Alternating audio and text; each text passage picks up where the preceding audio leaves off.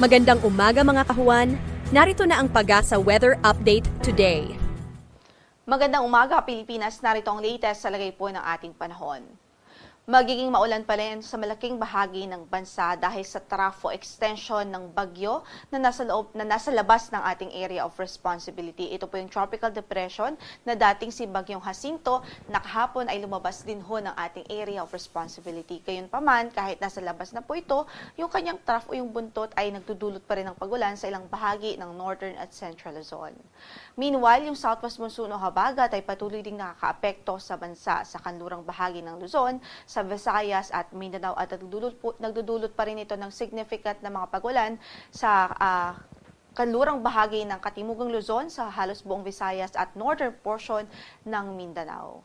Itong tropical depression po pala, for our information, ang kanyang location as of 3 a.m. analysis ay nasa 650 kilometers kanluran ng Iba, Zambales. Taglay ang lakas ng hangin umaabot sa 55 kilometers per hour near the center at gustiness po na 70 kilometers per hour.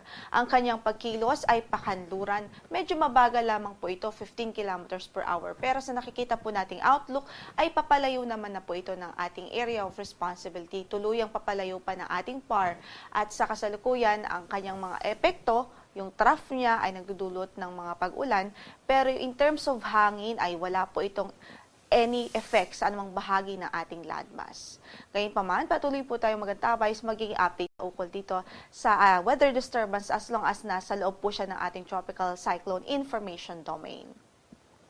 Samantala, in effect pa rin ang weather advisory natin sa ilang lalawigan tulad dito sa Palawan at Occidental Mindoro, kung saan ay inaasahan po natin ng 50 to 100 millimeters of rainfall within today po yan. So possible pa rin yung mga localized flooding dahil sa mga pag-ulan na dulot ng habagat o southwest monsoon.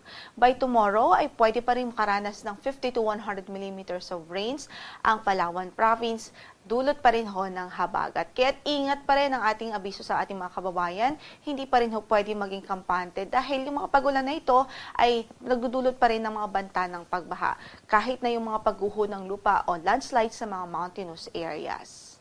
Samantala, para sa pagtaya ng ating panahon sa araw na ito, asahan pa rin natin ng maulap na papawirin at mataas na tsansa ng mga pagulan sa Ilocos Region, sa Cordillera Administrative Region, maging dito po sa Nueva Vizcaya, Quirino at buong Central Luzon dahil nga po sa trough o buntot ng tropical depression na nasa labas ng ating area of responsibility.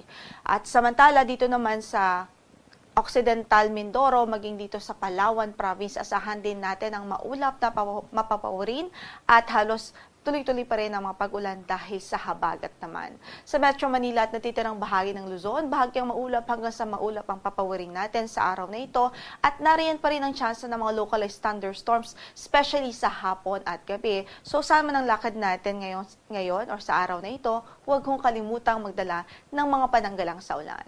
Para sa ating temperatura sa Metro Manila, mula 25 hanggang sa 32 degrees Celsius, gayon din sa Tuguegarao City, 25 to 31 degrees Celsius naman, sa Lawag City, 17 to 23 degrees Celsius naman ho sa Baguio, habang 23 to 31 degrees Celsius sa Tagaytay at 24 to 32 degrees Celsius naman ho sa Legazpi City. Samantala, para sa pagtaya ng ating panahon sa Kabisayaan, asahan nga natin maulap pa rin ang papawirin doon at may tsansa pa rin ng mga pag-ulan dahil po sa habagat o southwest monsoon. Kasama dyan yung na-mention ko kanina lamang ay ang Palawan kung saan makakaranas pa rin ng maulap na papawirin at mga kalat-kalat na pagulan at pagkidlat pagkulog maging dito sa Occidental Mindoro. Kasama po ang Zamboanga Peninsula at ang Dinagat Islands. So, epekto po yan ng habagat o southwest monsoon. The rest of Mindanao, generally ay bahagyang maulap hanggang sa maulap ang papawirin at may tsansa pa rin ng mga localized thunderstorms dahil po sa southwest monsoon. Para naman sa pagtaya ng ating temperatura sa Metro Cebu from 25 to 30 degrees Celsius ang magiging agwat ng temperatura. Gayon din ho sa Iloilo City, 25 to 31 naman sa Tacloban, 24 to 30 sa Puerto Princesa City, 25 to 29 degrees Celsius sa Kalayaan Islands, sa Zamboanga po ay 24 to 31 degrees Celsius at maging sa Cagayan de Oro naman ay 23 to 31 degrees Celsius at sa Davao ay 25 to 32 degrees Celsius ang magiging agwat ng temperatura. Wala rin po tayong gale warning ngayon sa anumang bahagi ng ating mga baybaying dagat, pero ingat pa rin sa ating mga mandaragat, especially po dito sa Northern Luzon kung saan ang inaasahan natin ng moderate o katamtaman na pag-alo ng kondisyon ng karagatan.